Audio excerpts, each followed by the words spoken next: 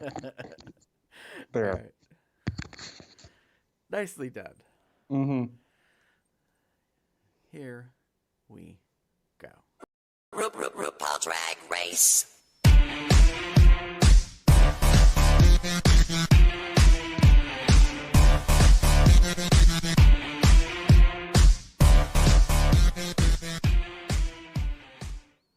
Hey, kitty girls. It's Thursday, April 9th, 2020, and welcome to Cubs Out Loud Drag Race Tea Time, episode 12, or sorry, season 12, episodes number 5 and 6, Gays Anatomy and Snatch Game.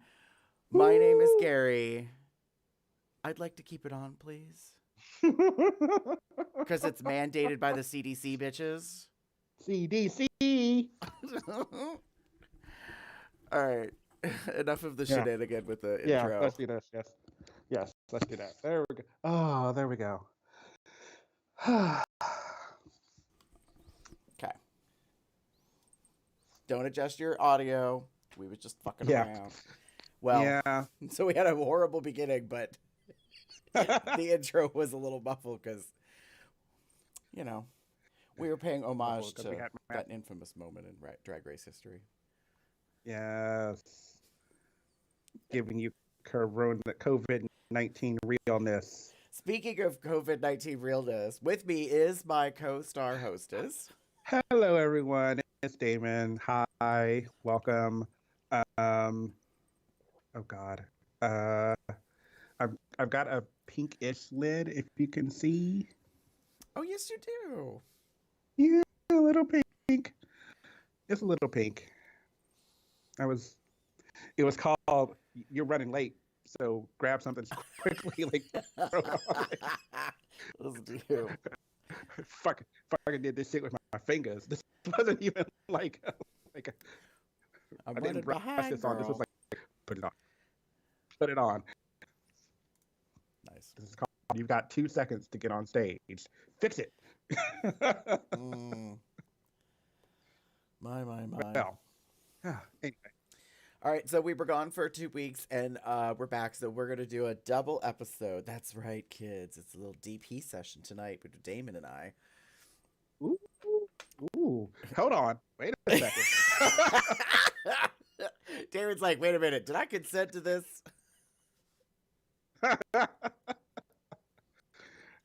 Anyway, moving right along. Let's get into it. Let's just hop right in. All right. So let's get ready for the first segment, shall we?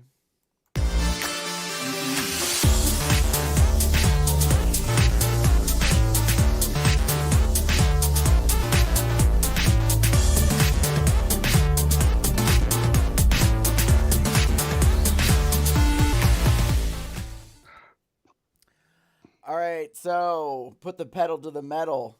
Let's talk about the maxi challenges for the 2 episodes, shall we? So let's talk about Gays Anatomy first. All right. Sure. Gays Anatomy acting challenge. So here we go again. Let's put the queens into characters. Blah blah blah. Be funny, damn it. Be funny, have fun, remember your lines. Yeah. I will say this. They at least, this time in the instruction, explained that they were to be overly dramatic, like comedy focused. So for Gays Anatomy, you knew going into it, like, this is not a serious thing. Yeah. Although that is an issue for the Widow Fondue, apparently.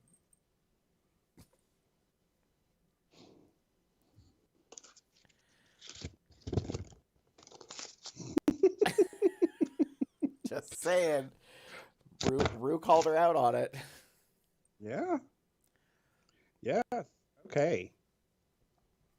So, Damon, what were your thoughts on the maxi challenge for this episode? So I have 2 thoughts, and the first one is the obvious big one: choices. You know, one of the big things that we need to make sure be upfront and honest about your choices and what you're doing. Um, I'll use Widow as a perfect example. She didn't get the part she wanted. She wanted to be the mother, being meaning the mother of like the main one of the doctors. Um, and she didn't get that part, so it seemed a little butthurt at first. But instead of being mad about it, she instead she was a little mad about it, but she instead rose to the challenge. And honestly, I loved her in that scene. A couple of other people that didn't necessarily get the parts that they wanted, because if you remember the episode, it was Gigi and Nikki that were assigning the parts, and I think everyone except two, being Widow and Aiden, got parts that they wanted. Speaking of parts that they wanted, Britta ended up getting a part where she was paired with Aiden again, and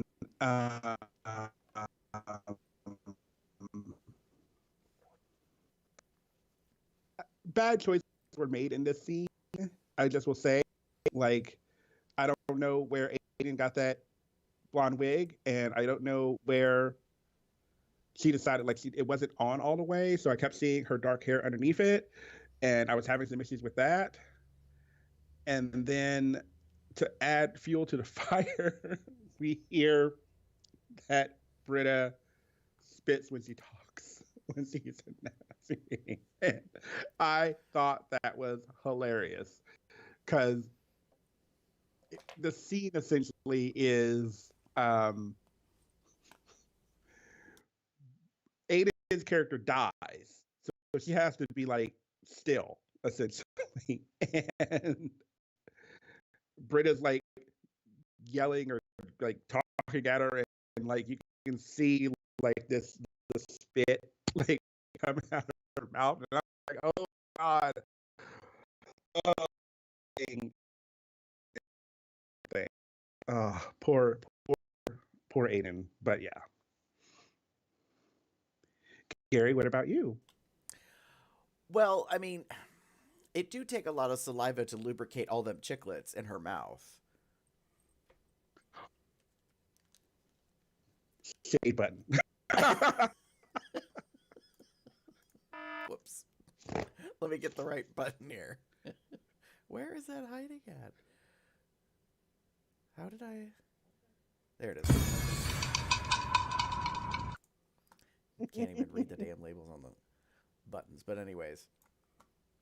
So, yeah. Needless to say.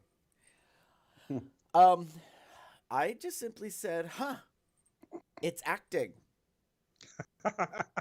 Tammy Brown said it best many seasons ago. All-Star season 1. Yeah, I don't know. I think that some people did okay, some people not so much. There were some nice, pleasant surprises. So yeah, I thought it was all right. I mean, I honestly I was bored with it. So my usual thing with an acting challenge like this is that it can go it can go the boring way. Everyone kind of does what they're supposed to do. The only drama that's really ensues is oh hey, I didn't get the character I wanted, kind of thing, and then on top of that, there's the whole matter of can you act? Just to be blunt and honest, and most drag queens have a tendency to be able to act in some capacity. What that level, how high that level is, depends mostly on how well they perform in general. I was not overly about anything, but it seemed to go okay. I agree with you. It wasn't necessarily oh my god, this is so amazing. Someone really did an amazing job. But it was okay. It was a general acting challenge, and I think there may have been a little too much, if that makes sense. Like in order to get all the queens in, they had to do all these different like things that just didn't all work together. Like I it was not a good script. I'll just put it like that. Let me just be honest. Just blunt and honest. Like it started out kind of like, oh, you get the kind of general premise, and then it just became on like these all add-ons to stuff, and it just didn't work well together.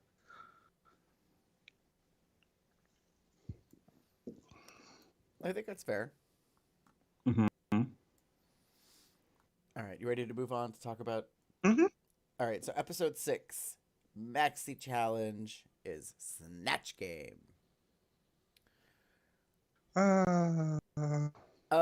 So the interesting thing to me is that we did a Snatch Game with 10 queens instead of 8. Yep. So I think everyone was caught a little off guard. Like, not badly, but I think the 10 of them were surprised that Snatch Game happened so early or so quickly. Yeah.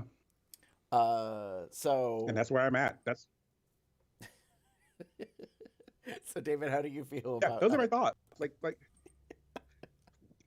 it felt a little early, and I agree with you. It felt a little early, and I also feel like it felt okay. So Snatch Game, right? It was said in the episode. It's been said before. This is the one that most everyone who goes on the show knows is coming. You are able to prepare for it. It's one of the few things that you can 100% prepare for. You can get like your main choice, your second choice, and your third choice. You can come up with options. You can do all this, that, and the other. You can have all these ideas and everything together. But maybe I wonder if what you're saying is true. Like it came a little soon, so maybe they weren't ready. And on top of again, I'm choices. Like there were some interesting acting choices for our person, like character choices for this version. Some off the wall things that I have never heard of before. Some people that I even at first glance I wouldn't think of as being funny. That people chose to do, and just some weird overall, like, why did you pick that? You know, there were a few of those too.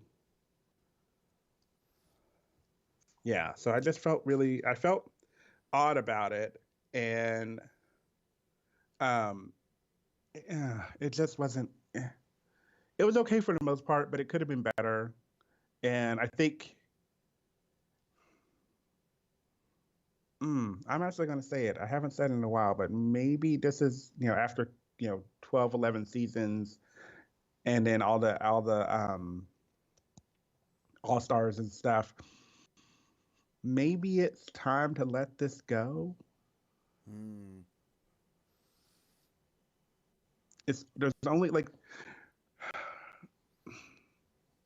There's only so much you can do. And what's happening now is what I'm seeing is you either have to come up with something so extreme that it knocks everyone's socks off, or you have to pick someone that's already funny. You know what I mean? No, I do, because the challenge is you need to not be you. Yeah. You need to be somebody else. Mm-hmm. How is that going to be portrayed? Do people find that funny? Exactly. Does Ru find it funny? Mm-hmm. Yeah. Hmm. So, Gary? I said, "Oh dear, here we are again." Because some people were funny, like that top spot, upper row next to Ru, Mm-hmm. historically tends to be like you're usually picked first to respond, so you got Mm-hmm. to be on your A game. It's been talked Mm-hmm. about that the production staff like strategically sits somebody there who they think is going to do decent to really good. Mm-hmm. Um, and I agree with you. Some things were kind of questionable. Like there was only one person out of the whole lineup that I had no clue who they were doing, and I still didn't understand, kind of get it because I didn't find their stuff funny. So, Mm-hmm. um, Are we talking about Poppy? yes.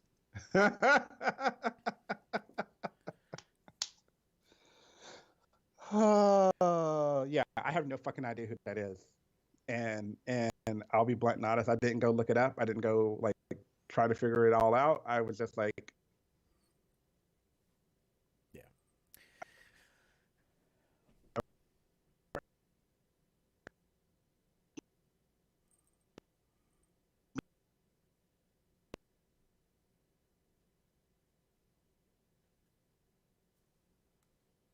so but that was that was not a good choice. Hmm. That was not a good choice at all. Right. Um, but then I was like pleasantly surprised in some ways. Like, even though we're not talking about She Who Shall Not Be Recognized, uh, she did really well. Um, Gigi knocked it out of the park with a completely unexpected, out of the box like characterization. Mm-hmm. Uh, Jackie Cox, I think, did well, but to me, got to be annoying. So I think I would have been irritated with her. I I only disagree. I disagree with that only because it's unfortunately part of the game a little bit. I hate to say it. Sometimes you got to kind of like put yourself out there to the point of annoyingness to like if you can do it well. Let me like backtrack that. Like if you can put yourself out there and be funny and you're like maybe not necessarily interrupting, but you're like doing things to make yourself or make it funny, I'm usually okay with. My main issue sometimes is if it becomes to the point of where you're like cutting people off and getting in the way and not allowing other jokes to land. One of the good and bad things about this is that it is kind of comedy and improv as a character that's a real quote unquote person, um, to where you have to be you kind of have to find that balance. Mm-hmm. Um, one of the rules of improv is you don't really interrupt people too much when they're giving their lines or they're giving what they're saying, because you kind of have to build off of what they say in order to keep the thing going. Right. Um, and I sometimes I wondered if Jackie kind of went this route and did something very extreme-ish, but um it wasn't to the point of like awkward, if that makes sense. I don't know if that makes sense. Yeah. Yeah. Yeah. Anyway, so yeah. So yeah, I usually we consider Snatch Game like the separation between the princesses and the queens. I don't Mm-hmm. know if we quite got that, because there seemed to be a fair amount of awkward. Mm-hmm. But then again, there were some really good standouts. So, Yeah. Yeah. all right, you ready to move on to the next section? Mm-hmm. Alrighty then. Gentlemen, start your engines, and may the best woman win. All right, Stomp the Runway, honey. Category is, for the Gays Anatomy, episode number 5, Planet of the Capes. Mm-hmm. I already saw what you wrote. Go ahead, David. Say it. God, here we go. Yeah, the cape is key. The cape is key. To kind of put it out there, like if you call it Planet of the Capes, then this is not important. This is. It has to be cohesive, yes, but the cape is the main part of this. So if you fine, I'm just gonna fucking point it out because I'm feeling shady right now. Britta's was awful. I got what she was going for. The outfit on its own was stunning. But cape, it was so lacking. If you compare the two next to each other, it was a thin representation of what she was trying to go for. If she had come out with a cape that was the same material as the trumpet skirt, like half trumpet skirt or assless trumpet skirt, which doesn't make sense. Anyway, if she had come out with something like that in the same thing to where it all kind of goes together, would have knocked it out of the park. But instead, she came in with this like sheer tulle red thing that looked like to be blunt, an afterthought. Oh, I got to do Planet of the Capes. Well, I've got this red outfit that looks really good on my body, and it does look good. Well, let's do a little Red Riding Hood dominatrix thing, and I'll make this or throw this piece of fabric on that looks like a hooded red, cape, and it just didn't work. Right. I agree with you. I think if she had done gorgeous blood red crushed velvet, like full theatrical cape and hood, and lost the bottom of that fucking outfit,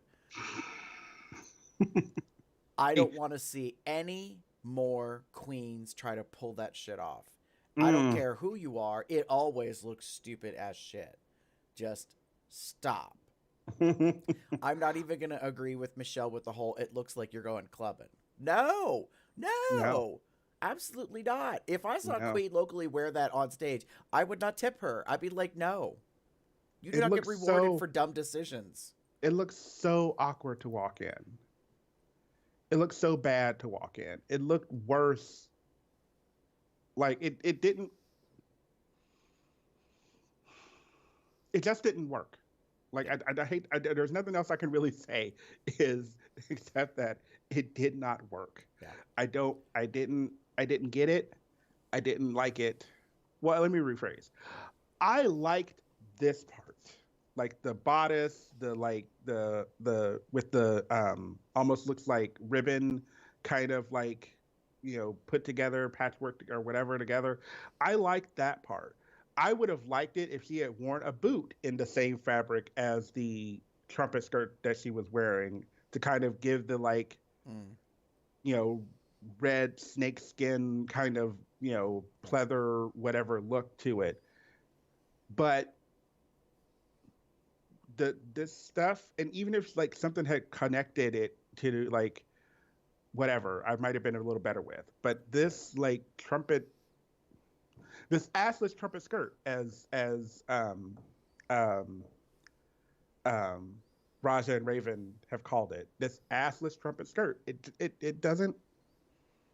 I didn't like it. I didn't. Again, but as I was saying, like the cape is key. The idea being that the cape is must be the main focus of the outfit. And some queens did a really good job at that. Others did not. I will knock Nikki as well, only because she had this like cover up essentially that was more dramatic of a cape than the actual cape that she wore with the outfit. Mm-hmm. Because her cape was kind of another draped piece of fabric. You know, it might have been tailored, it might have been whatever. I don't fucking care. It looked like a piece of fabric connected to something that again, really fucking beautiful, looks really great on you, but it does not to me meet the challenge of Planet of the Capes. Right. Gary. I said Edna Mode would be upset. She would be mad about the it's not a topic. The focus, Mm-hmm. the selection, the choice, the theme. Thank God it took me forever to come up with the word. Edna would hate the theme to begin with, but it gets worse. Yeah. Because these queens are not delivering. I mean, some did. Some did. I liked Jada's with the like. Yeah. I like Jada's because all of it connected. Right. Like the outfit and the cape, not so much the hair, but the outfit and the cape all kind of connected together. It gave the idea of what she was going for, except for the lighting in the back. There's one little flaw there where you see the white of but whatever, she probably made it herself. I also had a slight issue with Miss Hall because her front drape got caught in her shoe. And it bugged the shit out of me because I was like, wait, is that connected to the foot? And then I realized later in some photos and some other stuff, I was like, nope. Like, it got caught on a bejewel, on a stone, on a something, like on her shoe. And so she spent half the runway walking with that, like, attached to her foot. And I was like, girl. Yeah. Unfortunately, that's the other thing with capes. Make sure you know how to walk in it. Let it flow out around you, and then let it drift in front of you, and then put it back so that it's out of the way of your feet. Right. It's the same if you're wearing a gown to the floor. If you're wearing a gown with a train, you have to be really careful about where those things land because it will get caught in your shoe on something else. I'm surprised no one got caught on the lights of the stage. Although it's, usually most of them I'm hoping were heavy enough to where it wasn't as bad, as bad. Right. What else? Oh, well, can we discuss the next episode? Because I'm over it. Yes. All right. Sure. Let's move on to the obviously branded, sponsored, money got paid, honey. Category is Frozen Eleganza. For the first time ever, a Broadway show is tied into RuPaul's Drag Race. Pick my jaw up off the floor, bitch. And be highly annoyed all at the same time. Yes, bitch. Come on. I was like, oh, so now we got a little production. We got some setting. We got to do some things. And no offense, Mama Ru, you did not match the theme for the runway. How dare you? You got Disney money, bitch. Disney money. The least you could do was put on a silver outfit and some fucking blue hair.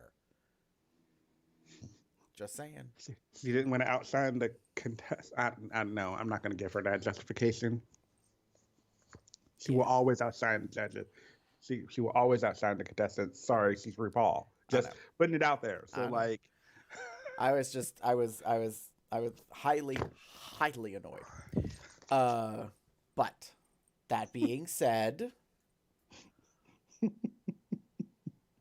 I am thankful we did not get 10 Elsas. Because I was going to be really fucking grumpy about that shit. If that's what happened. I am also very happy as well that we didn't get 10 or any, I don't believe, like dress transformations where like you spin and it becomes another dress because that's Oh, right, yeah, right, right. yeah, Nobody did the big let it go, like, uh-huh, production number mm-hmm, thing. yep. Although I'm sure Britta wanted to, and Jan too. Don't get me wrong, I love a stage queen. I love a musical theater queen. However, yeah. No. That being said, Damon, what were your thoughts on the. Um, there are a few standouts. As I think you're gonna say, um, predictable. Like this is it's a Frozen theme, so you're gonna see a lot of silvers and whites and blues, ice blues and what have you. So I was kind of like expecting like similar-ish looks, but we got some very interesting takes on things. A couple of standouts for me as I look at my notes. Come here. Do, do, do. I was a big fan of Jackie's. The whole like structured, like looking like the ice flower crown kind of thing. I really was a big fan of that, and I also was a big fan of Jada's. Um, and I was, yeah, I was a big fan of Jada's. And I'm gonna actually point this out now because I feel like it needs to be said, and I'm wondering if you noticed it as well. Given the theme, and given Disney, and given what has been going on with a certain Miss Sherry Pie, was it just me, or did we not see her walk the runway at all? We did not. And there's been some discussion about that and some theory, some conjecture, if you will, that she was cut out so much because of the major corporate tie-in. That's what I'm thinking. The family values company thing. Mm-hmm. Because you do get a couple shots of her in the lineup. Mm-hmm. And I found her look interesting. Yeah. Like, this is part of, like, I'll just say, like, my thought was predictable yet kooky. Like, there was a couple of people that really stood out to me because they were unpredictable. Like, and that's the kooky part. Like, Crystal Method. Like, I thought it took big fucking balls to walk the runway in pants and a silver outfit looking like Mr. Freeze, like Jack Frost, Mr. Freeze. Yeah. Right. Like, I was just like, damn, girl, like, this is gonna go one of two ways. Like, either they're gonna be okay and like it, or they are gonna hate it. Mm-hmm. And they actually were complimentary. They, Yeah. Ru, I think, led the judging panel on the side of they liked it, because I was bracing for Michelle to completely lose a nut over it and say how she hated it. But so yeah, like, I think Sherry's outfit was really interesting and her look and stuff. Yeah. So seeing it like I've watched the preview of the first 10 minutes of tomorrow's episode because they always show it up on YouTube a little bit early, right, and seeing a little bit looking at it a little bit closer, like I really am like, that was actually really nice. But I noticed that we didn't get a chance to see it on the runway at all, and I literally wrote it down. I was like, no Sherry, and I'm like, why is there no Sherry? And I had to think about it for a minute and I go, oh, they probably, since it was so highly branded as Frozen and right, the Broadway musical and stuff, it's entirely possible. It's entirely possible that they had told them, like, we know how it goes, so let's get her, remove her, edit her out, because I'm sure everyone is noticing. I myself included. We're not seeing a lot of her. Well, as the season progresses and we get further along towards the end, there's more time for the editors to arrange and cut each episode. So by the time we get to, like, I think one of two things. I think one thing specifically is going to happen. Whenever we get to the episode that she's leaving, we will get a lot of her because then she's gone. Or the other thing is actually when it's her episode to go, they will keep to the minimalization, and then all of a sudden we will be like, oop, she hit the bottom. Oop, she gone. You know, like it'll just happen so fast. Right. But I noticed that like in the first couple of episodes we had more of her, and it's even awkward because she won. Yeah. Capes with Snatch Game. Not Snatch Game. She won in Grey's Anatomy. Yeah, she won in Grey's Anatomy. Like, which to be fair, she did really good as Mother in the wheelchair, and I was not a fan of her Elvis tribute outfit, but it met the challenge. Yeah. So the fact that she won with her huge tarantula eyelashes on, like, I was like, oh, she got $5,000 tip. All right, girl. Like, you know, like, well, actually, she didn't get the $5,000 tip. I finally figured out why it says in the blurb at the beginning, like, they keep saying about how they're donating money. And I was like, what is that about? And then I was like, oh, they're donating $5,000 to charity. Because they gave it to her. Right. Mm-hmm. So I don't know if she actually got the $5,000. I think the way they're putting it, it makes it seem like she did get the $5,000. Instead, they gave it to charity. So I don't know if they actually double are spending or not. But that's a good question. That's a good thought. Yeah, I don't know. Anyway, so I did notice that whenever she has won. Oh. Yeah. Because I couldn't figure out, because it was like in light of blah, blah, blah, blah. You know, there was this thing about like donation, and I was like, I'm so confused. Like, why are we talking about donating to charity? Like, I get that she's not going to be edited much, and she's not going to be at the air or at the taping of the finale this spring, which I'm like, that may not be happening. But I mean, they might do it, but it might be. Well, it could be virtual. Totally different. Yeah. Yeah. So I mean, like, I will say this, like, Jan. I'm still kind of mixed about this. Like, she came out in a definitive look, and I was okay with it.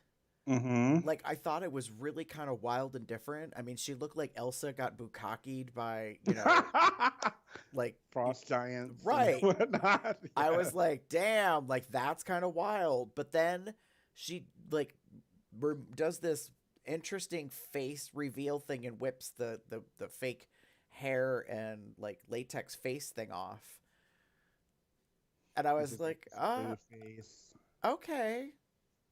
Like, I didn't hate it, but I was kind of torn because I was like, well, I kind of like the way it started. She was doing the blue face is apparently an homage to like something from Game of Thrones. Yeah, it's the White Walkers, I guess. Yeah. Which I've never seen GOT, so I don't understand like it's the reference. I mean, she said something, thank God, in the voiceover, so that, you know, stupid people like me would get it, but I didn't get it. But yeah. I kind of got where she was going, but I'm in agreement with you.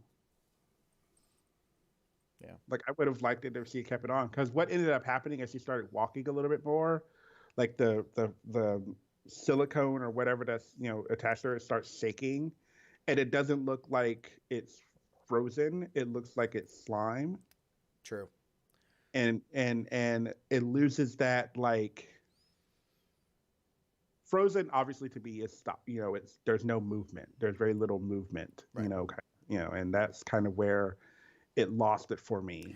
And you know what? You brought up an excellent point. It does look more like slime than it does like icicles. So I guess my beef would be, girl, get some spray adhesive and some glitter or some like luster dust, something to make more of a crystallized like exterior texture to the latex. Because it looks way too much like you were at Steamworks in the midst of the biggest jag-off session ever. Like one of those 100 or 1,000 load videos you've seen on Pornhub or some stuff. You know what I mean? Like, it's just crazy. I was like, okay, like, that's interesting. So, yeah. You ready to move? Yeah. Move on after I just said something so slanderous. All right. The time has come for you to lip sync for your life. Good luck, and don't fuck it up. All right, it's Lip Sync for Your Life, kids. Gay's Anatomy, episode number 5. Lo and behold, the bottom two are Heidi and Nikki. Mm-hmm. Heart to Break is the song by Kim Petras. I don't know this song for shit. I was like, what is this business? Yeah, I didn't know the song. Don't get me wrong, I like the song. Yeah. I just didn't know it. And I was kind of like, and I'll put it like this. Because Jim kind of mentioned it while we were watching the episode. It was a good little mix. It wasn't a like full-on dance song. Because if it had been a full-on dance song, like, you know, fast and whatever, then I'm sorry, Nikki, you would have been left in the dust. Because we've seen Heidi like dance her ass off. But it also wasn't a like super like slowy kind of ballady kind of, you know, song. Right. So it kind of had this midpoint where either queen could have succeeded. It's a good balanced dance. It's a good balanced song. Right. I will give it that much. To where it has highs and lows. Yeah. So it has some good quickness to it. It also has like a chance for a performer to catch their breath. Yeah. So what did you think, Damon, of the Gay's Anatomy lip sync? As I sit here and like talk about like, it was like this because to be blunt, it was kind of lackluster. Like I was kind of like, oh, it was decent enough to where I felt like they were generally lip syncing for their life. Excuse me, lip syncing for their life. Mm-hmm. But it kind of left me wanting more. And then of course there was the wig fail for Miss Heidi. I love you to death, girl, but if you're gonna do what you're gonna do, you need to make sure that wig is secure. So I know there's been some big criticism about that happened, because the criticism has been, girl, if you're going to duct tape your head, then where the hell's all your bobby pins to hold your hair on? Because you have the ability to hold your hair on. Mm-hmm. And I too was confused by that. The moment it happens in the lip sync and her hair falls off, I was like, oh God. And then I was like, wait. I was like, if you was bald and you didn't have no tape on your head, then I'd be like, okay, obviously you decided not to super glue your scalp. Got it. Mm-hmm. But there was white duct tape, bitch, like wrapped around your black head. Like, I was so confused. I was like, but I will also say she put her hair back on, and they did edit. They cut away to Nikki for a couple of seconds before you go back to seeing Heidi. By the time you go back to Heidi, she's already up off the floor and on the other end of the T of the front. So yeah, I don't think it took too long for her to put her hair back on. No, it was very awkward. Like they went to Ru for a second, and I go, "Why are you going to Ru?" Because Ru didn't either. Because it doesn't look like Ru like noticed it, or if she did, she didn't like give an expression or Well, we'll get to that a little later. Yeah, no, I agree that Ru didn't really seem to respond, which I think that's the whole point of the cut to Ru's face. Yeah. Because everybody in 12 seasons, including All Stars, knows you lose your hair, you lose your head. Like, bye, girl. True. Yeah, I love Nikki to death, and I think she is beautiful, and I feel she did a good job in this, but it was so lacking. It was just lacking in something. Yeah. I really want to feel you like fight for this. And I get maybe you're not a dancing queen, But like when there's a dancing queen next to you, you have to do something to like draw the audience or the eye to you. Mm-hmm. And she wasn't doing it that much Right. for me. Gary? I said it was poise versus hunger. I thought that Mm. Nikki gives great face. She looks beautiful. She's like a model. She's got beautiful long Mm-hmm. legs. Like she gives great face. So I think she walked the runway. Like she lip synced, although there were a couple of times it looked like she was flubbing the words that she didn't know them, Mm-hmm. which bugged me just a tiny bit because I imagine part of the issue could be that she, has to translate. But I'm like, girl, it's lip sync. You're not actually speaking the words. You just need to Mm-hmm. mouth them like you know them. True. So, like, and Heidi, like, pretty much almost right out the gate was like, oh, hell no. I am not going home, girl. Like, I was like, oh, we got a little Spitfire. We got a little, like, little bit of Kennedy Davenport in her. Like, we got these things where she was like, nay, nay, like, you sending my ass home. You're going to send me home. And, like, it best be for the right reason. Yeah. So I appreciated that, she, I still don't know how I feel about this. For some reason, Michelle was pleased with the stage scooting thing. Like, I've seen it enough times now. To me, it's like a shablam. Like, if a queen can, scoot across the floor, whether they're like zombie dragging their second half of their body or whatever. Like, it's just, it doesn't impress me. So I was surprised that Michelle seemed impressed. I was like, what? I was like, okay. I was like, is it kind of a fun move? Yes, but you know, Mm. this is not the club. I'm not trying to hand you my tip, Nikki Like, let handled me the get almost collision really well. Oh yeah, I really did like that. Yeah. I was like, ooh, girl, she gonna nope, she stepped right around. I was like, all right, thank God, because that would have been catastrophic. Mm-hmm. So yeah, no, Good I on mean, Nikki for paying attention. yeah, agreed. So in the end, Heidi stays. Yeah. She shantays and Nikki sachets away. I was happy, but I honestly, for a brief second, wasn't sure if Ru was gonna, chop Heidi for losing her hair. Mm. I I'll put it like this: if they had, because just as I've been a fan of the show for a long time, if they had said something like cut to like a confessional where she's oh shit I lost my hair, or when they cut to Ru and Ru kind of has that a different look on her face, or they cut to Michelle that kind of maybe looks to Ru when or they look at each other, if they had given Right. something along those lines, I would have known she was in trouble, because that would have been my like, oh, Right. they noticed, they saw it, they weren't happy with it, Right. and bye bye. Right. Since that didn't happen, I was fairly confident in Heidi staying.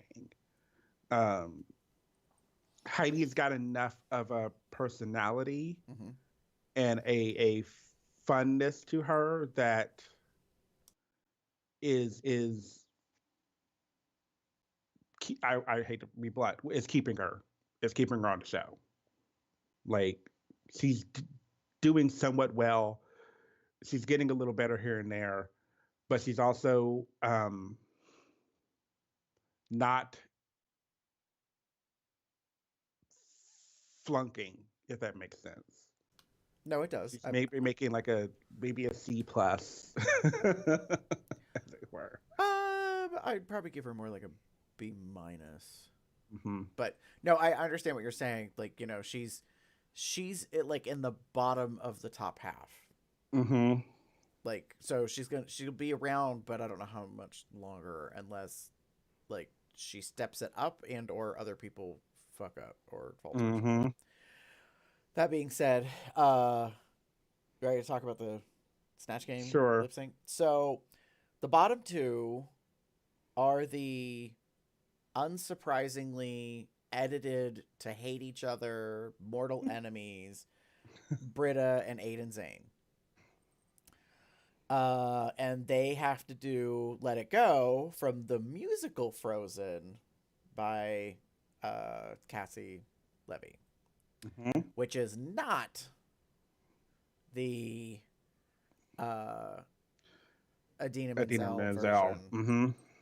I couldn't think of the way that what's his name flubbed up her name. Adele Azim. Yeah, it's not that version. Yeah. So, but they have to do Let It Go. So, Damon, what was your thought on that?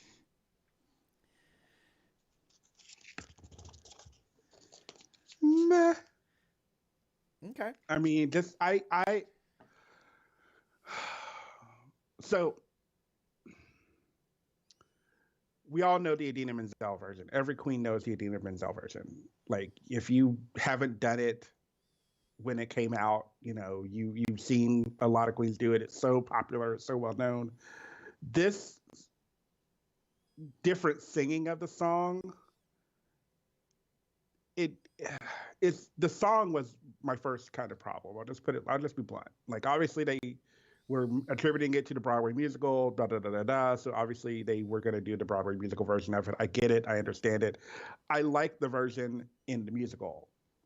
Don't get me wrong. But it doesn't really work well on a stage, on this kind of stage, with drag queens lip syncing to it. Mm-hmm. This is a song that's meant to be sung. This is the Broadway version of the song is meant to be sung. It's meant to be performed. Lip syncing it doesn't really help. Number one. Number two, there's only so much you can do with this song when you are in a gown, and both girls were in gowns essentially. Mm-hmm. Aiden's had a slit on one side, which could have helped a little bit, but there's only so much you can do. And then finally, like the third thing, you really need to emote this song. If you're gonna lip sync this song, this version of the song, you really need to fucking emote. Mm-hmm. And I wasn't really getting that. There was a lot of flailing in certain people, and there was a lot of like this and like trying to project and stuff, but it just fell really fucking flat for me. Right. Like super flat.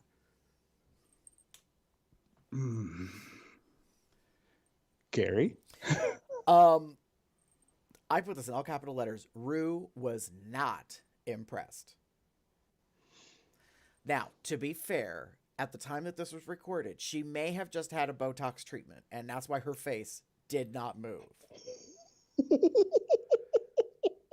But Bish, it did not fucking move at all during the entire number. Even when we got to the end, I was like, oh dear. Now, if you want to spice things up, if you want to shake shit up, send both their asses home. Send home the one that obviously needs to go home because they dropped the ball in the episode, did not do well, was very defeatist, and brought to the runway a season 1 look. While I like Aiden a lot and I want to see so much more of her in real life, she just did not bring it in this episode. So it was obvious they edited the shit out of her to build her up to make it look like this tragic fall. And I was like, no, it wasn't a tragic fall. She just didn't do well. End of story. And Britta? Bye, girl. I need you to leave. I need you to go. I need you to go out the side door. You don't get no drink tickets. You loud. You annoying. You spit on people. You think you're the shit, but you smell like shit. I am done. Done. Done. Done. Done. Done. DONE. Done with your ass. Gotta go, girl. Officially. Yeah. Like like I can't like. I hope my microphone is getting this fucking clap I because just like that is I oh I can't stand her now. Like, I don't think I've been this mad in about 3 seasons with a queen that I'm just like, fuck you, you fucking fuck. Like, and what's worse is she's one of the oldest queens in the batch. I don't want to like get into her business, but she's 34. There are two 34-year-old queens on this. They are both the oldest. You are not acting your age. You are acting petulant, like some self-serving, like highly titled pageant queen who thinks their shit don't stink. I was like, yes. what the fuck is wrong with your ass? You're from New York City. Act like it. Don't act like you're Yes. like the belle of the ball and everybody loves you and you always like. I was like, you are delusional. Yes. I pray when you are at home and because of COVID, your ass is not in a bar where like people could be like supporting you and misguiding you, that you were actually literally seeing what we're seeing to understand the reason why your ass was in the bottom was because of how you did Jennifer Holliday wrong. Your ass is in the bottom. Like your ass is like, you know, like being treated the way it is because you did shitty at your acting. Like, and you had not a great runway. Come on. Like, you deserve it. It is about you. Yes. Quit trying to put the focus on other bitch. I have been feeling this way for a minute. So we're about to get into this. So let's just do this right now. Because like Gary just like opened his door and I'm ready to just like go through it.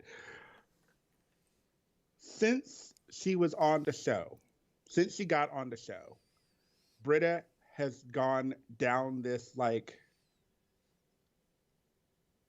egotistical spiral to where I'm this like highly praised queen from New York.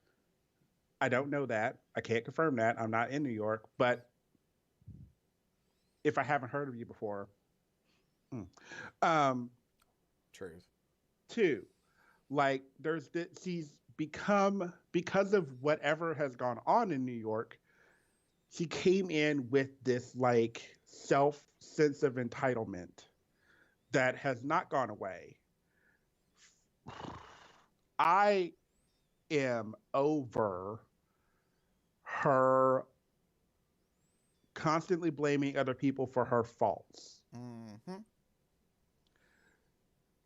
The three, you know, when it was the 3 girls, 1 brain, where she felt like Aiden, they were carrying her in that challenge. No, you weren't. Just be honest. The challenge in and of itself sucked. Just, I'm going to put that out there. 3 girls, 1 brain. The whole idea of it being improv never really would have worked because they all kind of had to say the same thing at the same time, which never really works really well in improv. Just point blank period. Like this was not a good choice. This was not a good segment for you all. And it did not help that you guys weren't really going with Aiden on things or doing whatever. Like, yeah, you maybe felt like you were carrying her, but you weren't because you all kind of floundered. Since then, there has been this like, again, like I don't understand why I'm not doing well, because you're not. You're not doing well. Why was I in the bottom when Aiden wasn't? That's not on her. That ain't on Aiden. That's on the judges. The judges, whoever, producers, fuck it, whatever. Edited show, bullshit, whatever. Like, they were the ones that made her safe. Or Ru made her safe in that one episode. And you ended up in the bottom. Now you weren't in the bottom 2, but you were in the bottom. Do you not maybe understand why that happened? Like maybe it was you. You know, you keep clocking on this again, this sense of like, why when I like the whole like design challenge for the ball where we got Aiden's like, look, and I spent all my time working on this. Like you and Nikki were like dogging her and Untucked about like, you know, she slept and she did all this shit. Well, obviously she didn't do so great because she ended up in the bottom that episode, along with you, Britta. And why was that? Because your look was shit. They thought it was corn. Obviously, whatever you had in your head was not interpreted well. Mm-hmm. Therefore, it's not Aiden's fault that she went minimal with her look and it didn't land as well. And she did end up in the bottom.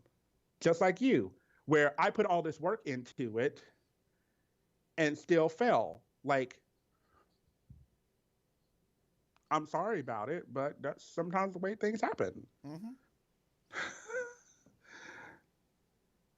It's not everyone's fault. And I hope now that Aiden is gone, that you will be going right after her. Mm. Because in my mind, you now have no one else to blame. Well, you've been blaming Aiden. You've been blaming whatever. You've been saying this and that and the other. You now no longer have Aiden to blame your insecurities and your issues and your whatever on for why you're not doing well. Yeah. It is on you now. I'm more worried that she's going to be given, like, they've been editing her on purpose to kind of make her like a villain, to make her like not so likable, and then she's going to have this grand epiphany and she's going to stop being a cunt. And people are just going to be like, oh, look at her character growth and she's seen her ways and she's going to be a better person now. I'm so over this bitch. I would take Sherry Pie winning over her ass. I'm just, because I'm sorry, I didn't mean to make you spit take. That's okay. You didn't. I didn't spit. But I was just, you know, because you're a lady. But I'm like, you know, some people think what Sherry Pie did is unforgivable. That's a whole other discussion. But I'm like, you know what? If there's anything I cannot stand, is a pompous bitch. Someone who acts like their shit don't stink. You know what, Queen? You never get $1 from me. You never get any creed from me. You get no recognition. Have no time. None. There's a particular winner of a season. I don't talk about them because I honestly think that they kind of shot themselves in the foot since they won and said some shit. And I was like, you're a dumbass. That's unfortunate. But that's a topic for another day. Ain't no time. I am with you. I am ready. I'm ready for Brittany to go. Yeah. Like, she has not given me, to date, she has not given me a redeemable quality. Who knows? Maybe one of the queens will like suddenly go into cardiac arrest and she'll, you know, perform CPR on them and save the queen's life. Oh my God. You know, and then there'll be this redemptive arc about how, you know, she administered first aid and blah, blah, blah, blah, blah. Anyways. So I will say this. I thought the firework flash paper incident thing in the number was just dumb. Not well executed. Obviously a surprise. According to Willem and Alaska's podcast, Willem said word on the street is that production staff knew nothing about it and were not happy that it took place. I mean, it technically could potentially be a fire hazard because so everyone, FYI, so they did this whole Frozen thing, right? So it was a theme. One of the things that they did was they had snow falling from the you know, ceiling or rafters or whatever. Right. And it gave it this very like snow kind of feeling. Sometimes that snow is highly flammable. So like you set off a certain like firecracker or whatever or something with a spark, might set the whole fucking thing on fire. Just saying, like so if she did that She did that and they didn't know. Oh, Mm-hmm. that could have been really bad. Like I Mm-hmm. saw it and I even went like, oh, because I know that stuff. I know that like that stage prop, that snow stage prop, it's usually pretty flammable depending on what it is. Now, if it were like maybe I don't even know what it could have been that would have worked to where it wasn't necessarily flammable, but there's a possibility. Right. So, uh, so Shantae, Britta stays. Ugh. Aiden sashays Yeah, away. and if you look at the performance of the two of them together, Mm-hmm. I see why that was the case. I agree. But I am also in agreement with you that I think maybe both of them should have gone. Yeah. I But didn't care for Britta's performance. It was way over the top. It was too theatrical. It did not match the song. Now, all that being said, you know who I wanted to see lip sync this motherfucker? I wanted to see Jan lip sync this motherfucker. yeah. She probably was pissed being at the back of the stage watching those two. Because out of all those queens, she's the one that I think would have been chomping at the bit and be like, "Oh, come on, tag me in. Like just like, girl, let me do this." Yeah. But Damn, to kick ass on that song. yeah.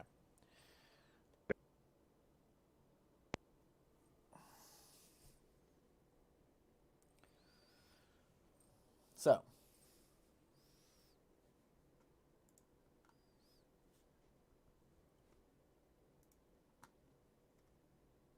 you ready to move on?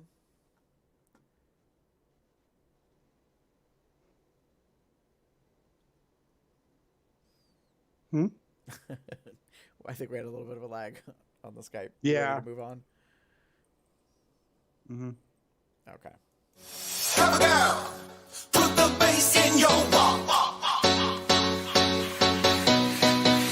Cover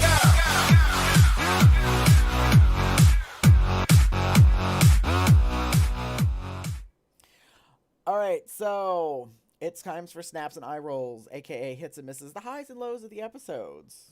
We got a lot to talk about. Jesus, this double episode shit. All right, so Gay's Anatomy snaps. Damon, what'd you have snaps for?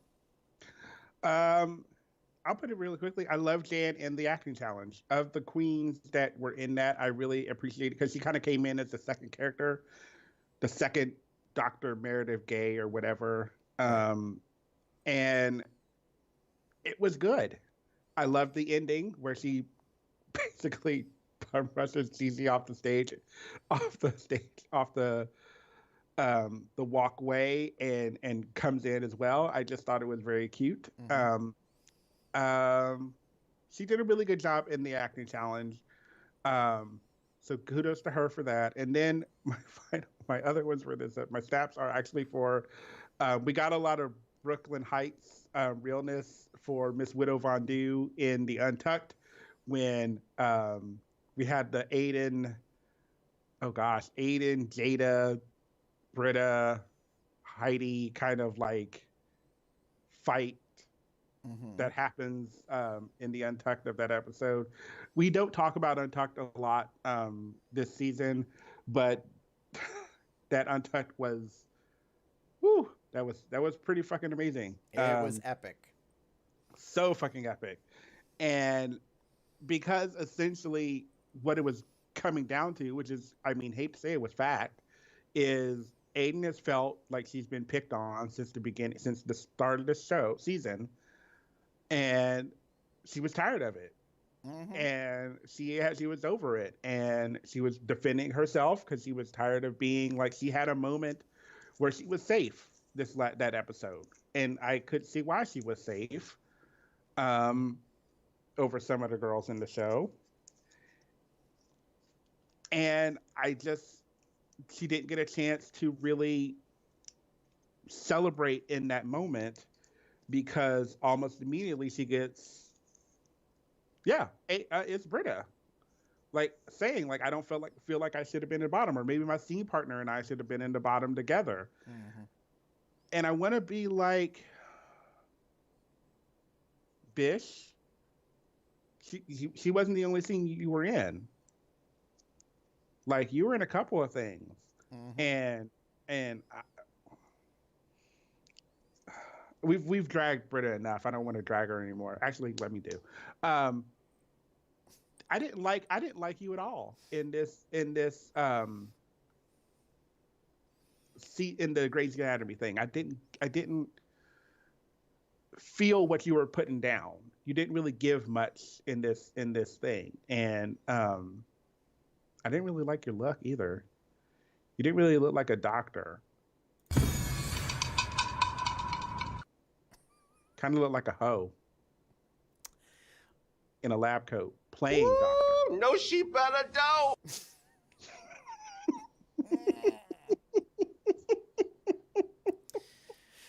Oh, the one thing I don't have a sound effect for is a whiplash. Yeah. Just flogging the shit out of her.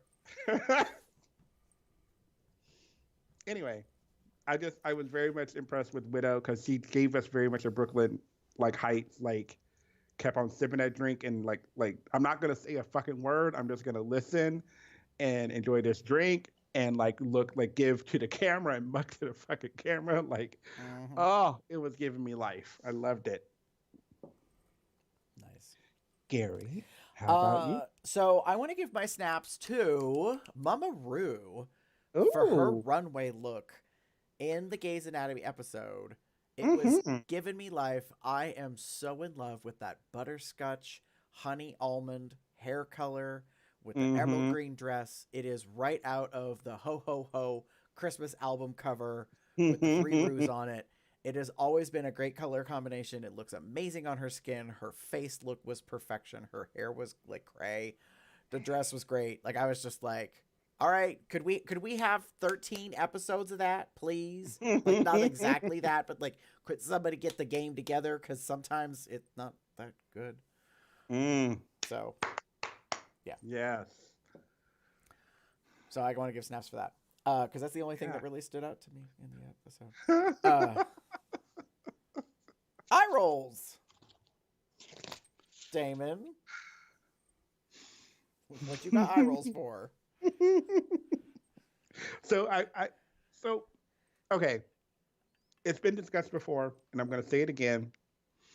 Aiden's wig. Okay. I need you to stop wearing it. Like now.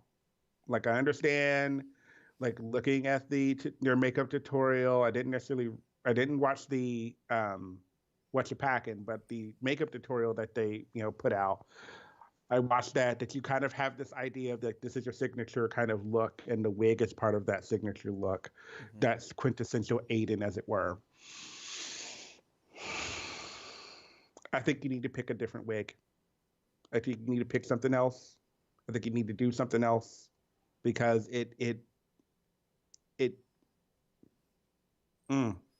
this short black like pixie cut black wig just it does not do anything for you.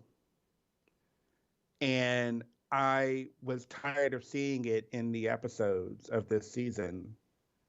And looking back, it looks like it was the wig that you wore in the promo shoot. Looks like it was the wig that you wore when you first walked into the runway. If it's the same wig, I'm sure it is. We've seen this from you. Bob the Drag Queen in like the pit stop kind of knocked it that like it's been on the show more than Dahlia Sin was, and I mean technically true. I'm talking about it as like I get that maybe it's a signature look for you, but you already have a very signature look on your face. You do this very kind of like curved up wing on your eye that you change with the color depending on what you're wearing. That and the way that you kind of paint your face is kind of up and very angled. That's the signature look.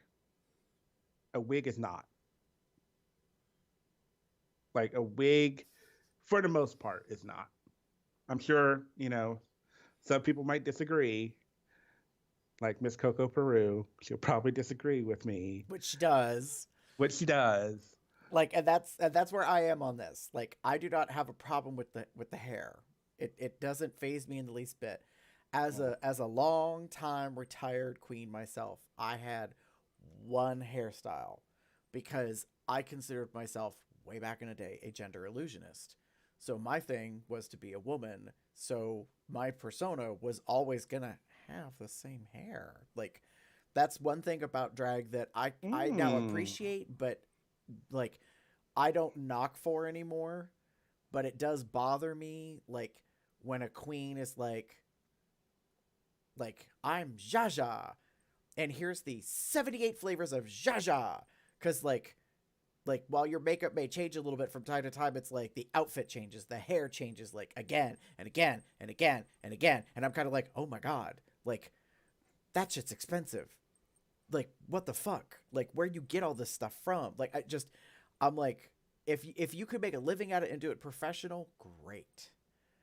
So the Aiden thing, I'm like, I don't give a shit. Like, if she got 3 wig, leave her alone. Like, means nothing to me.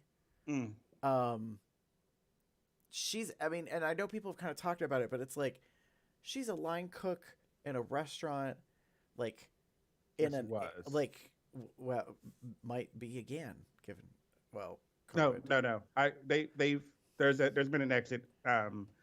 She did an interview with, I think, MTV or something like that, and she has confirmed that she is no longer a line cook. Right, but girl, and she's looking to move to New York. Most drag queens ain't making no coin right now, hardly. So I mean, yeah, she could go back to it. Like, she might have gone back and like, she might have gone back and been like, "Bitch, I need a job." Like, right? Like, none of this is working for me. Maybe she's a line cook at a Hamburger Mary's.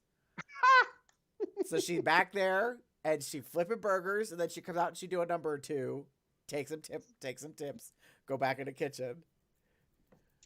I wouldn't doubt it. But anyways, yeah. So like the hair thing, don't bother me. Yeah. So my eye rolls for the Gays Anatomy episode is the ganging up on Aiden. Ha! I was like, I was over it.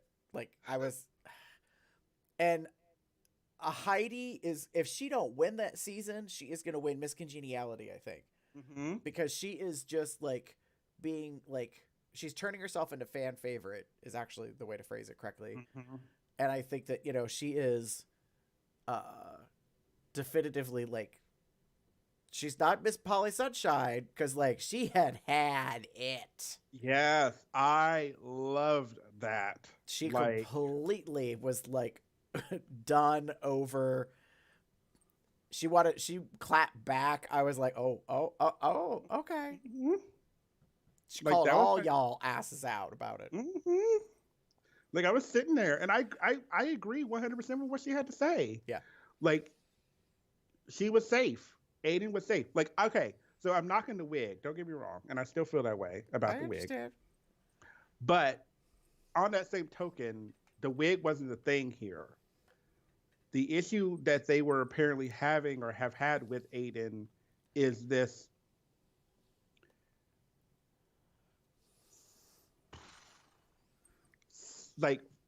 like their perception of her lack of interest and lack of drive. Right. Like, they don't feel that she's putting it all out there, and because of that, they are challenging her about it all. And I want to be like, there's different ways to interpret it. To me, I think I talked to Jim about this. I may have mentioned it in the Drag Race chat. Aiden has a very conceptual look Mm-hmm. She knows what she's going for. She knows what she wants, and she doesn't really veer too far left or right from that, Mm-hmm. which could probably work in your bar where you are, what have you, and you're good. Like, you know, you have a look that you are going for, you have a style that you are going for that works well for your frame, your shape, your figure, your face, your head, what have you. Um, because of that, she probably doesn't have to like overthink or think too much on what she's going to do. Perfect example being like the ball, Mm-hmm. you know, with the corset and the Betty Page kind of look. She was going for this very Betty Page kind of look, and to me, she succeeded in that look as she put it together. Now, what the queens don't seem to understand is that because of because of that, like she maybe not necessarily that she's not working as hard as you are. Mm-hmm. She doesn't have to work as hard as you do, or the perception that she's not working hard. Because she knows what she's going to do. I'm going to do this. I'm going to put this on. I'm going to wear this. I'm going to do that, Right. and there we go. As she said over and over and over again, the look that I had in mind, I didn't need to put more on it or change anything up with it because that's what I had in mind. Mm-hmm. And she did get knocked for it. We saw that she got knocked for it. But you kind of getting at her about her not having the work ethic and the drive, it kind of is a big slap in the face to a lot of people, RuPaul included, that she's not supposed to be there. And because she's not doing the same things that you're doing, you feel like she's lacking when she's not. Every queen makes a choice when they do a runway, when they make a look, when they, put something up on, on the stage for the judges to look at. You can either go all out over to the extreme, or you can try to find a way to edit it down to something like that. My case in point with that is like you put her against, like, say, Rockham in that episode, where Rockham threw everything at it because she thought that that's what they would want, and she put all of this shit on this outfit, and it put her in the bottom and then she sent her out because it was too much. Right. That's to me the difference. And just because you see someone sleeping, we never saw that. I'm just going to put it out there. Like, I was sleeping. Like, maybe you take a break when you can because she had an opportunity. You don't know what's going on in her life. You don't know if she has something that maybe she feels like she needs to take a nap or whatever. She could have. We don't know. Right. Right? We don't know. And for them to like knock on her work ethic, that was my biggest problem. And not give her the success that she just got. She was safe. She didn't win. She wasn't in the top. She was safe. And that is not her decision. Mm-hmm. That was Ru, the judges, whoever. That was their decision to make. And I'm sorry about it, but I'm not sorry about it. Like that's the way it is. Like, instead of knocking the other queen down,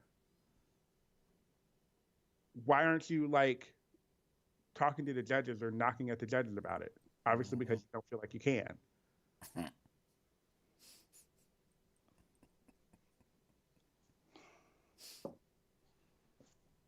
I'm not going to disagree.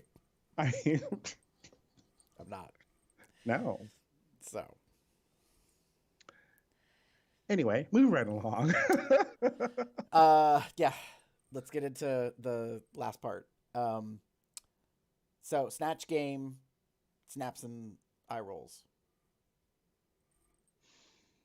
Who are you giving snaps to, Damon? Mr. Daniel Franzese. For no other reason than the fact that it's Daniel. I thought he was. If I didn't know better, I think you got a crush. No. He just looked. He looked really good on this episode. I liked what he did. It was a lot of. I would have liked more out of him in, say, like the on the judging panel, but I think he was dealing with, like, there's all these people at the same time. Yeah. But he looked good.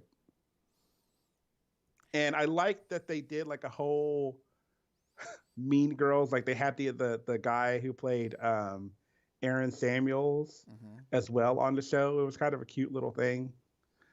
Yeah, good for them. It would have been fun if someone had played Lindsay Lohan, but whatever. Yeah. So for my snaps, I have snaps for two separate things. I got to give snaps to Gigi. Good, because I thought her boldness to be the robot for Snatch Game was crazy. Mm-hmm. When Ru talks to her in the workroom, it kind of says, I'm not sure about this.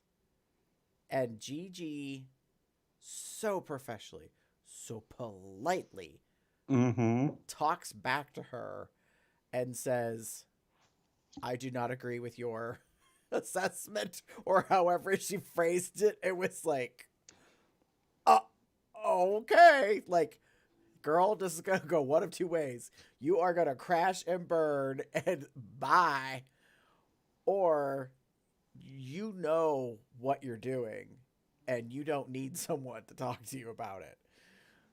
And it was the latter. Like, yeah, she is the front runner in many ways. She can, she's got outfits, she's got looks, she's got characterization, she can act, she can, well, so far I haven't really seen dance, but that may not really ever come up.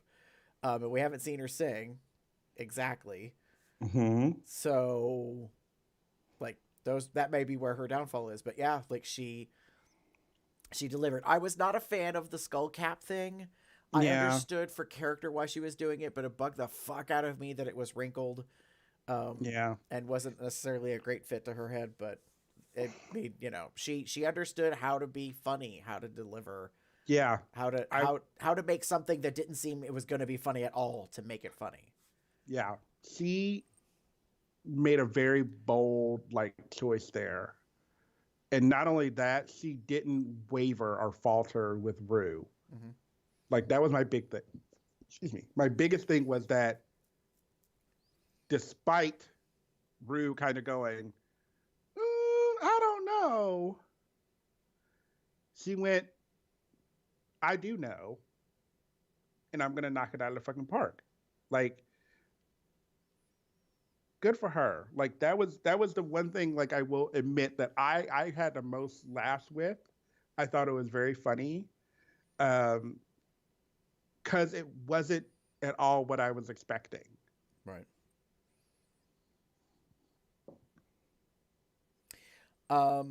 My second snaps, girl, Ru's hair.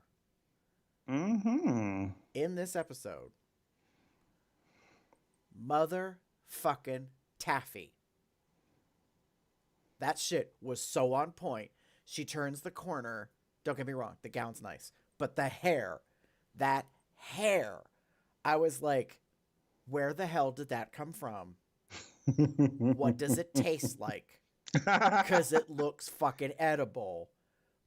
It was crazy wavy, shiny, luxurious. It looked like grape bubble gum, like candy. It was so insane to me. I was like, oh my God. What in the hell is that shit? It takes a lot for me to be impressed by hair, and I realize it's not like the best hair ever, but in that moment on her, like, I was like, well, that's a win. Yay. According to the Willem and Alaska podcast, they had Courtney Act on. It is a Wigs by Vanity. It's actually a double stack. Courtney confirmed it. It's called Persian Rose, I think is the color. There's a little bit of scandal because the guy that actually designed the hair, he put it on Instagram on the day that they recorded the episode. And then by the time they recorded the episode, his post was taken down. Oh, right. So Willem was like, well, guess we're getting a new hairstylist for Ru. Because Delta's not doing hair anymore. She got fired. That's a whole bit of drama. Because she found out she was not going to come back for, what was it, season 11? Or no, come back for season 12. She also wasn't going to England for UK. Yeah. Yeah, lots of drama around that. There's a really great episode of Alaska and Willem doing their podcast, Race Chaser, with Delta, and Delta puts it all out there and like talks about how she found out that she was not coming back, and because she's not union, and this, that, and the other thing, and oh yeah, she, even though she won an award and all this kind of stuff, like it's some crazy shit to listen to. But anyways. So I'm like, I hate to say it, I'm so glad we had a long ass break from the last time we had Ru, like a thing to watch, because I watched AJ and the Queen on Netflix. This is a whole diversion. My apologies, everybody. I watched AJ and the Queen. I liked it. I thought it was fun. It got one season. It's not getting renewed. I'm okay with that. Like, it's not the end of the world. But there's a part of me that's like, now I'm getting to the age and the time where I'm like, I don't need all Ru all the time. Because more often than not, Ru is starting to turn into the old person that, like, you're like, get off my lawn. You know what I mean? Like you say some things, you do some things, you're pissing people off. Like the whole not having bio queens, like not paying attention to when you say things about the trans community. You know what I mean? Like there's been these fuck ups, these flubs, these like kind of things, and you're coming across as hoity-toity. You got a little bit of an attitude. You seem disconnected and not in touch with people. So when it came to like the season coming around, I was like, I'm not over Ru, but I'm been moving in that direction for a little while. So like, I'm glad that the show is entertaining because that's what's keeping me engaged, not her.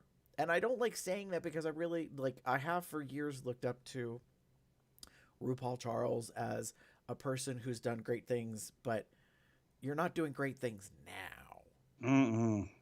So yes, we're having some, I'm not going to go off topic too much, but yeah, there's some concerns. Yeah. So, and what's bothersome to me is that Michelle, everybody else that's around Ru seems to be more realistically based. Like, I saw a headline recently, and I forgot to post it in our Telegram chat, that apparently Michelle Visage is looking to host a drag queen reality show contest that includes all kinds of queens, like bio queens and drag kings and. I think, and like, oh yeah, I was like, ooh, apparently somebody's trying to bite the hand that feeds them. I don't know. We'll see. Could be a rumor, but I don't know. So who knows? That's interesting. Yeah, we'll have to have that discussion another time, because the show's running long. Keep moving on. So eye rolls from the Snatch Game. Damon, who were your eye rolls for? Look at that time. So I'll kind of go really quickly through this. There's two things for me. Bad Snatch Game choices.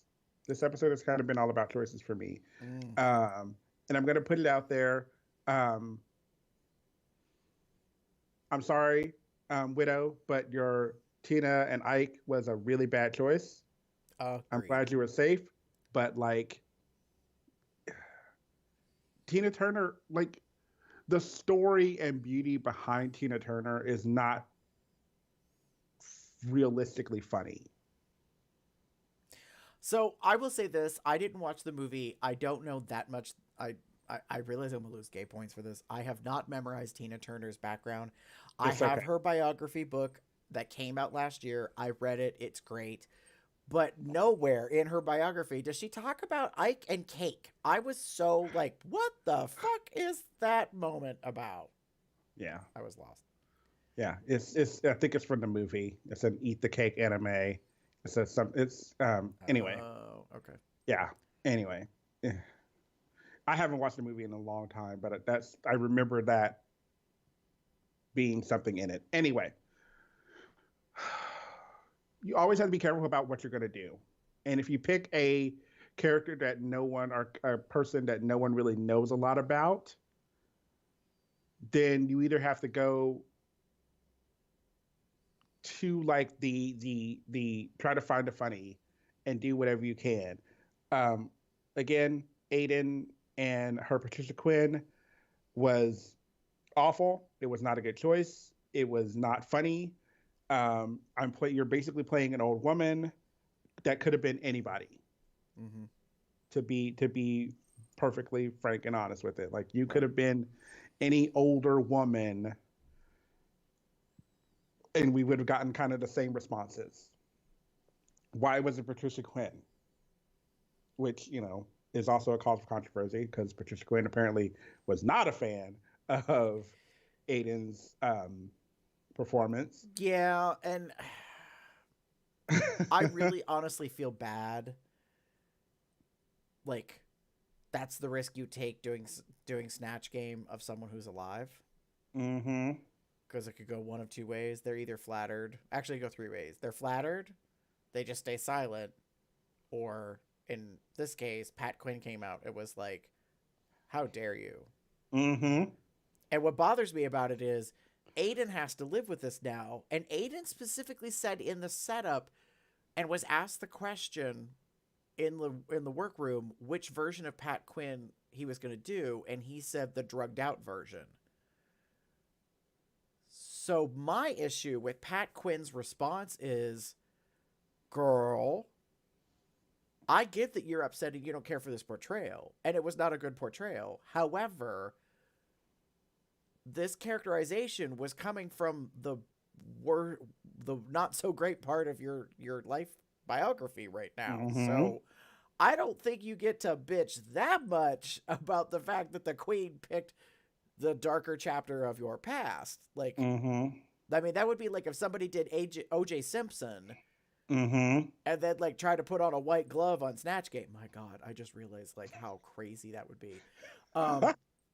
Do you know what I mean? Like, Yeah. like you don't get to bitch about what they pick from your life that they choose to put on there to make funny. Like, Mm-hmm. that's on, like that's on them, but it's also part of your history. Mm-hmm. So I fully agree that Aiden should have gone for Pat Quinn as Magenta from Rocky Horror, and that would have been, she would have won probably, or been in top 3 with Jackie and Gigi. Yeah, and I would just put it like this: I don't. Okay, again, blunt, honest here. How I'm feeling about it. I don't think Aiden could have done well with any character. Okay. I'm just gonna be like, that's the way I feel about it. Mostly because